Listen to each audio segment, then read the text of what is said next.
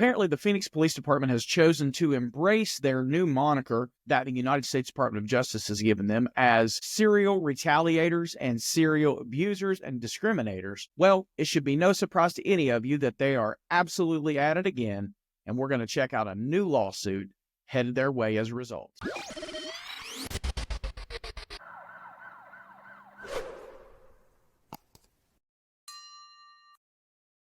What's up, you guys? Welcome back to Southern Draw Law. My name is James White, criminal defense attorney, former prosecutor, former police officer. We see it all the time, specifically with the type of content that we show on this channel.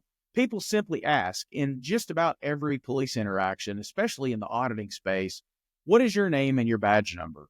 Well, that alone got Mr. William Kitchen, who is our plaintiff in this particular case, arrested in February of 2024 at a bus stop in West Phoenix. Now, we all know that Phoenix, Arizona is the place of peace, and the peacekeepers and peace officers of Phoenix do a wonderful job of respecting everybody's rights, and they have no issues whatsoever. So this is going to be a little bit of a shock to you guys, but the police were mean to this guy, probably violated his Fourth and his First Amendment rights, and arrested him without cause. But this one station has done more to expose the garbage police work of the Phoenix Police Department than any other station that I know of in the country working towards transparency for a single police department in their area. Because I love Dave Biscobing and he loves nothing more than to constantly rattle the cage of law enforcement in Phoenix, Arizona, we're going to listen to the ABC News 15 broadcast and listen to Dave Biscobing show why he's the best in the business at busting the chops of the police department. So let's check out the story, and then we'll come back and talk about the law along the way. Can I have your name and badge number? Can I have that? Great. Renee, put it back to us. We'll book it. Did this man just get arrested and thrown in jail just for asking questions? That's what he believes, and that's why he's filed a new lawsuit. The case raises a lot of questions about Phoenix police, questions that already exist. Questions about discrimination, retaliation, and violation of the First Amendment. Here's ABC 15 Chief Investigator Dave Biscobing. So now this happened almost a year ago. Yep. February 6, 24, is that right? Yes, sir. In what happened that day at this bus stop in West Phoenix, Great. Renee, put it back to us. We'll book it. left William Kitchen under arrest and heading to jail. Just like, oh my God, what did I do? You know, so it was a mix of emotions from anxiety to confusion to just, I was perplexed, like, what happened? You know, what did I do? This blurry body camera video begins with William already detained by police. The partial footage, about 14 minutes total, is all he was given after his arrest. So why did police stop him? Court records show officers were conducting an intensive operation at the bus stop, and police say William obstructed the thoroughfare. Okay, so interesting thing going on here. So if you ever wanted to know whether a police department was allergic to transparency, all you have to do in this particular case is notice that the Phoenix police is so sick of Dave Biscobing burning them in the streets that they're not even sending clear body cams anymore to people because they know it's going to end up on the news. So all they give them is literally not transparent body cam. They give them blurred body cam. So that should be your very first and only indicator that you need to understand that the police hate transparency. But keep in mind that the officer has now told Mr. Kitchen that he's under arrest for Arizona Revised Statute 13-2906A. So we're going to pull that up real quick and we're going to take a look at it so we can walk through the language to see whether in the first place this is a legitimate arrest. Okay, ARS 13-2906 is obstructing a highway or other public thoroughfare classification and definition. Now, the public thoroughfare in question here is going to be a city street next to a bus stop. And so they've cited him under subsection A, and it states, a person commits obstructing a highway or other public thoroughfare if the person, alone or with other persons, does any of the following. Now, remember our last video we did conjunctive and disjunctive. Any of the following would be disjunctive, meaning any of these things can work. Conjunctive would mean all of the following. So it's the difference between which of these or all of the above as far as a multiple choice question. Having no legal privilege to do so recklessly, keep that in mind because that's a mental state we're going to talk about, recklessly interferes with the passage of any highway or public thoroughfare by creating an unreasonable inconvenience or hazard. Keep in mind, in order to issue a citation to Mr. Kitchen, they have to have probable cause that he violated this code. And what the police officer has done here is they've set up what is going to be an intense patrol, or it's a sting operation. And basically their idea is to get into people's pockets. And I'll explain why. There's a misdemeanor cite statute in Arizona. It's 13-3903. And it basically just has all the ways listed out that a person can be released on a citation if they commit a misdemeanor or petty offense or whatever. But I've even looked in case law. That's 100% up to the officer's discretion. So there's no penalty at all for a police officer choosing to take a person into custody and booking that person simply because they committed a misdemeanor. In Tennessee, we have a misdemeanor cite rule, and you're supposed to be cited and released unless you fall within one of like 8 exceptions. And the courts in Tennessee, the Supreme Court, have said, if you violate the misdemeanor cite rule, you've essentially violated the Fourth Amendment. Well, they don't have that in Arizona, which might be the reason that the police are so out of control there. But anyway, I digress.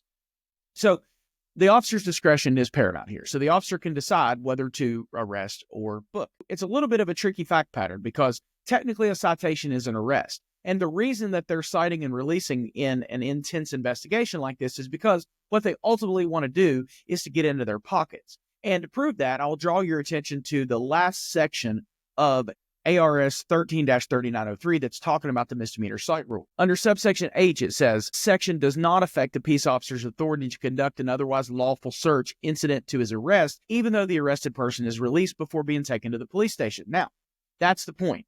Generally, when you are lawfully arrested, the police officer may search your pocket under a SELA exception, which is search incident to a lawful arrest, and anything that you have in your pocket can be used as evidence of whatever crime. So if you have crack in your pocket, and you get arrested for a simple traffic violation, the officer has the authority to search you incident to that arrest because, again, a citation is generally considered an arrest. And in Arizona specifically, they lay it out in subsection H that getting a citation for a misdemeanor gives the officer the authority to search a person incident to a lawful arrest. And so what they're doing is they're down at the bus station and they're getting in people's pockets by setting up the scheme that we're going to go over in just a minute. But keep in mind, the code, which I'm sure Officer Smartass here has ignored, says that Mr. Kitchen has to obstruct the thoroughfare recklessly. So we're going to look up the reckless mental state and see what that means. So if you go into ARS 13-105, it's definitions. And if you scroll down here to subsection 10c, it defines recklessly. Recklessly means that a person is aware of and consciously disregards a substantial and unjustifiable risk that the result will occur or that the circumstance exists. In other words, the police would have to be able to prove that Mr. Kitchen was aware of a vehicle trying to travel down the roadway, and he intentionally and recklessly disregarded the risk that his conduct would obstruct the highway. Now, do you guys want to take a guess as to whether or not they conducted any sort of investigation into whether or not they could prove a reckless state of mind for Mr. Kitchens? I'm going to say no. The risk must be of such nature and degree that disregard of it constitutes a gross deviation from the standard of conduct that a reasonable person would observe in the situation. Now, again, that's a lot to prove to be able to even get to a probable cause position to write the guy a citation in the first place. But again, all they care about is getting in his pockets. So this is a BS arrest. They don't have any probable cause just based on the fact that they didn't really conduct any sort of investigation. But wait till you hear what Dave Biscoming is going to tell us about the vehicle that was obstructed in the thoroughfare to begin with, and then this will all make a lot more sense. Let's get back to it. That true? No, there was no cars coming. Shortly after being searched, police took William out of cuffs, gave him back his stuff, and had him sit. Then, to understand what had happened, he asked a plainclothes supervisor why he was stopped. What was the ARS code that you said I violated? It was on the revised statute 13-2916. ARS 13-0926. What's up? What was it? I'm going to have an attorney look at it. What's the this time? I have legal shit. I have data responsible to our Gardner. I just want to know so that I can have them look at the statute and make sure that everything is before it. What's the statute? It's going to be ready to go. Better names that. Can I have that? Great. Renee, put it back in class. We'll look at it. It's going to be all in the 16. Getting work from Circular Thoroughfare. It's getting work from Circular Thoroughfare.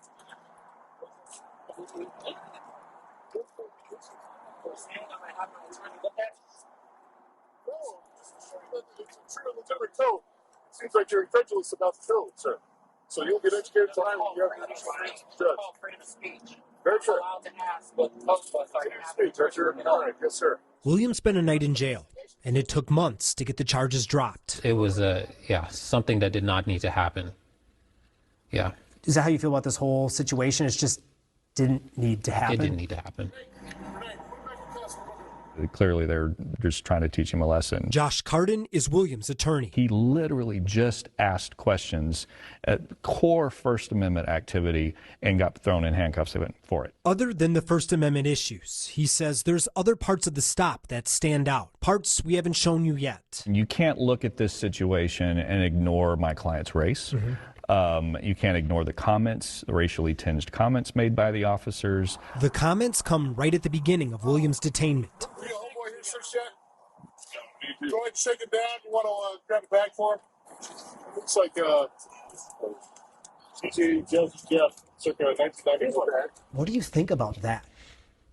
Well, to refer to anyone based on a rapper or a singer and their characteristics is inappropriate and speaks to their lack of professionalism. In the lawsuit, it also alleges William was stopped and cited under false pretenses. So in the probable cause statement to justify William's arrest, police wrote, a southbound vehicle had to abruptly slow down to avoid a collision with Kitchen. A vehicle driving northbound in the westbound turn lane honked the horn to alert traffic and to attempt to get Kitchen out of the roadway. But Carden says the problem is those weren't regular drivers. They were police cars doing surveillance on the bus stop, and they honked in order to create a reason to stop William. Why wouldn't they just put in that it was their cars? I think it's to hide the fact that they had no real reasonable grounds for putting my client in handcuffs and taking him to jail. The end of this blurry body camera footage also reveals a unique twist in this case. William is not anti-police, someone out waiting and looking to sue.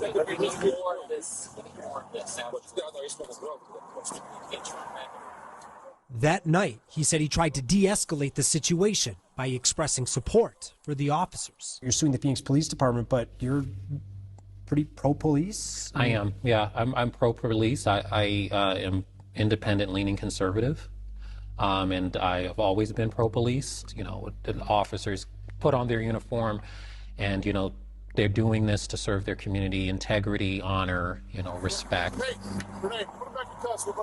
But the officers chose to escalate it through their actions, and I feel like I'm obligated as someone who went through that to hold them accountable. I'm investigator Dave Biscobing, ABC 15, Arizona. Phoenix police declined to comment for the story, but they will have to answer that lawsuit. It's another case where the Department of Justice investigation will play a role. The lawsuit cites the DOJ's findings of Phoenix PD that they have a pattern and practice of racial discrimination, retaliation, and First Amendment violations.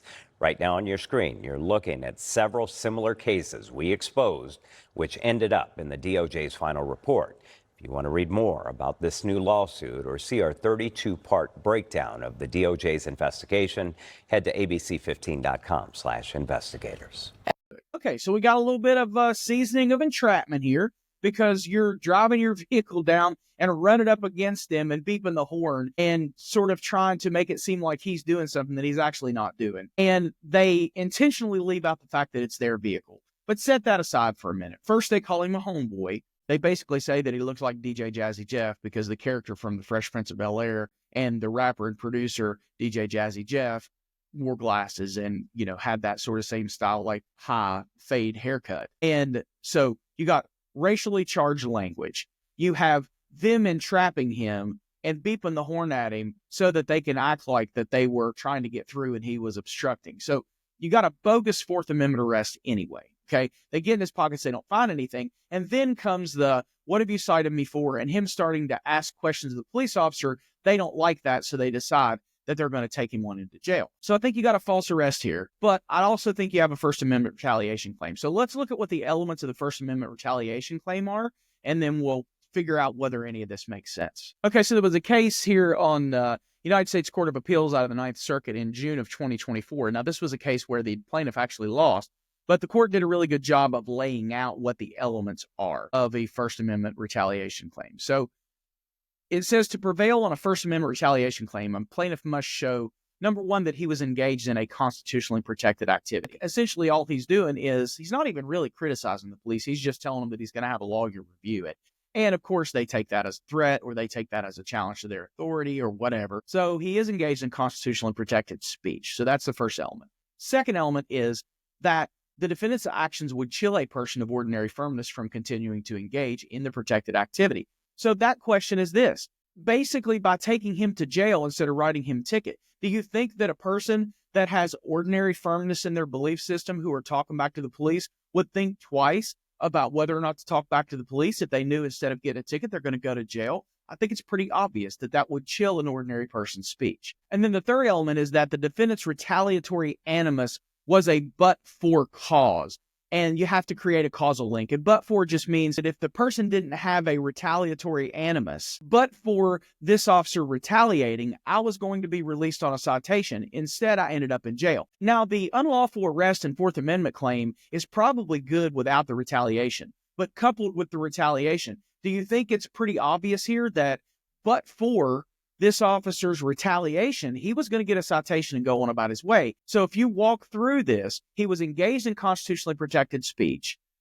The officer didn't like what he had to say, so he arrested him. That would cause an ordinary person not to say the thing that Mr. Kitchen said. And then if it wasn't for the animus associated with the police officer, he wouldn't have had that result, and that injury wouldn't have happened. That injury is being booked in, having to be there all day, having to post a bond, whatever. So this is like a model lawsuit for First Amendment retaliation, in my opinion, which is probably why the lawyer filed it. In closing, I think this is probably going to be a slam dunk lawsuit, but at this point, how is it that anybody in administration or leadership, the mayor, the police chief, anybody in Phoenix has a job? Are they just buckling down and saying, you know what, eventually you'll forget about us? Because that's not going to happen. People are not going to forget about this. People are going to continue to sue. Eventually, the city of Phoenix is going to start looking like San Francisco, California, and Los Angeles, and people are going to be hightailing it out of there, and the tax base is going to dissolve, and eventually, they're going to have nothing but criminals, and by criminals, I mean rogue police officers and homeless people on the street that are just there filling up the streets with all sort of chaos and corruption. And if that's what you want in Phoenix, I guess that's what you're going to get, because they don't seem to care at all about whether or not they do things the right way. Anyway, that's all for this one, guys. I just wanted to put it on your radar. I'll update you if I find out what happens with the actual lawsuit. Please don't forget that I've started a second channel called the Southern Draw Law Court of Public Opinion. The link will be in the description. If you'd like to support the Southern Draw Law channel monetarily, I don't offer any type of memberships, but I'll leave my Venmo and PayPal links both here on the screen as well as in the description. Please remember to like and subscribe and leave a comment on the video. Check out some of the other videos on the channel and leave a comment on there as well. Until I see you again, take care. Always film your interactions with the police and keep your evidence to yourself.